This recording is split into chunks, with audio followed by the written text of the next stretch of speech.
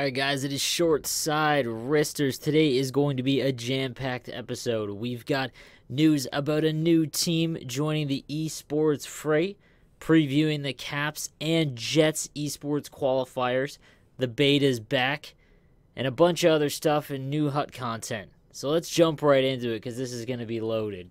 Let's start with the big news. The Detroit Red Wings are now the newest team to jump into the eSports fold, announcing today that they would be hosting an event for $5,000 for first place, and it's going to be run a lot differently than all of the other events. First, it's only open to American citizens, which is kind of a letdown, especially for Canadians, considering how close Southern Ontario is, and I would say probably 50% of the people that sign up would be from Canada or in Southern Ontario.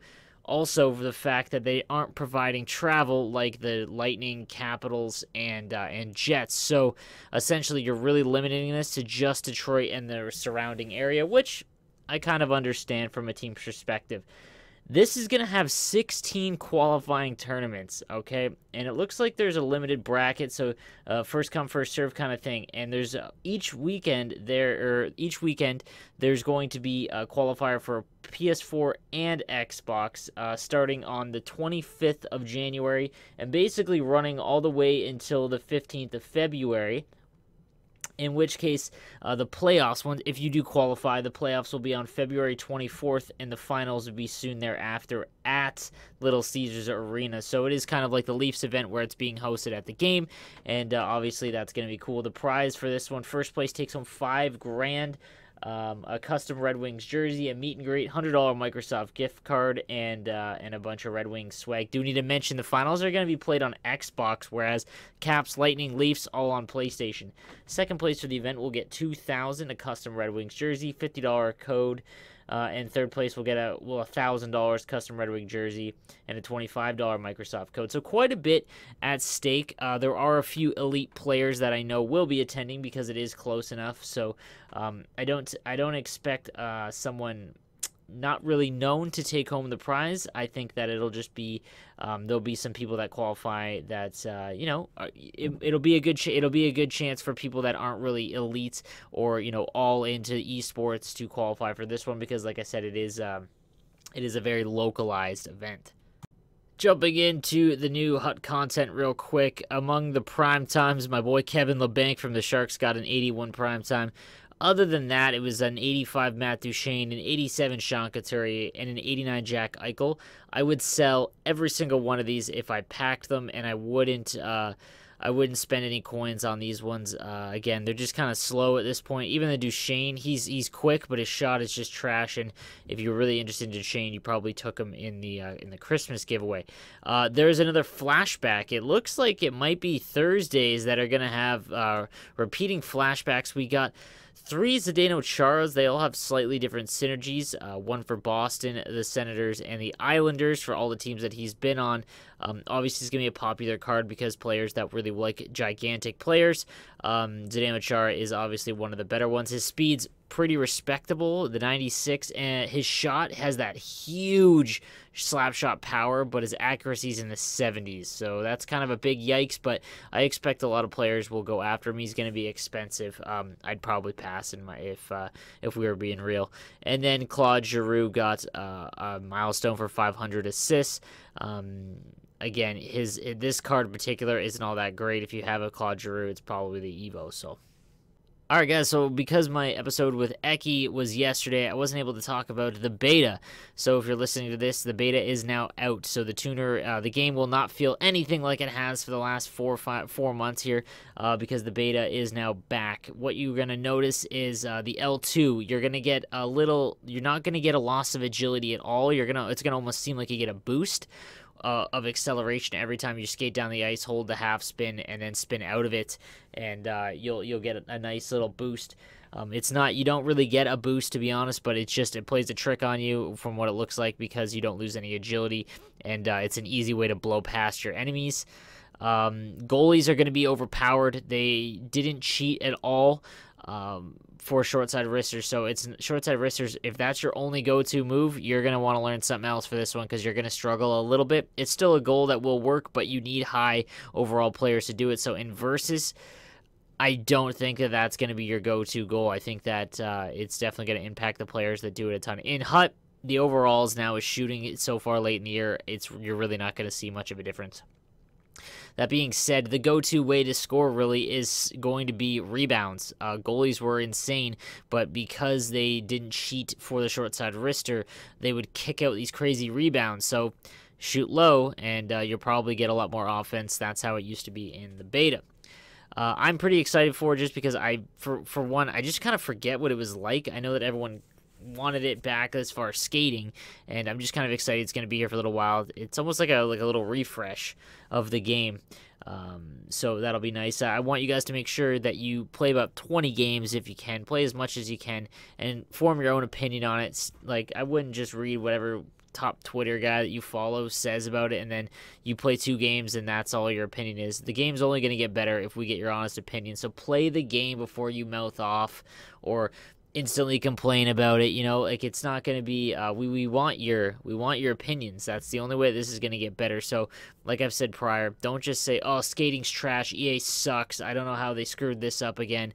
That's not going to help, man. Why does skating suck? What don't you like about it? Like, that's what we need. Okay, the only way the game's going to get better is if you give us that intel, and reach out to whatever game changer you're a community of. If you're a sod follower, a Nuge follower, whoever, let them know, man. That's what we're here for, and that's what we're going to try and get back to the developers, everything that we hear. So that'll at least be good. Then hopefully we see some improvements later on in the season because eSports is kind of taking off now, and because it's versus, it's going to impact this weekend a ton because, like I said, short side wrister isn't really the go-to move in the beta because shot totals and stats were kind of lower and goalies didn't cheat for it. So it'll be interesting to see who does well this weekend because the Winnipeg Jets qualifier does open up Xbox on Saturday, PS4 on Sunday. Those are 1 p.m. Eastern time starts. If you haven't registered and you want to, go register. Just hit up TDI's Twitter.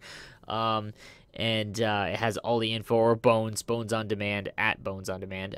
Go hit him up too because he's the one kind of hosting it with World Gaming, so he'll have all the Winnipeg Jet info.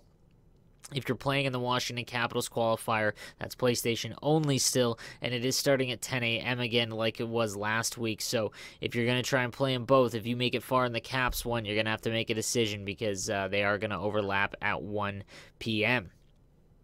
But you want to play in as many as you can. If you guys aren't part of the current esports scene, I really would recommend everyone play because even if you only get 3 or 4 games in, or maybe you get rounded early and you get double eliminated in both, so you only play 2 games, you're probably going to learn a thing or two from your loss, and just watch for what's happening if you play a top player. The only way you're going to get better is by changing the way you play and watching the better players. So this is only going to help your game.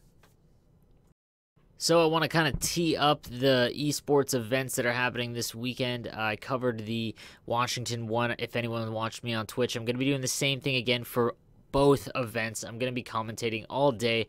I really would like your support just to come out and watch, see if you can give me some tips or something you don't like or something I should improve upon.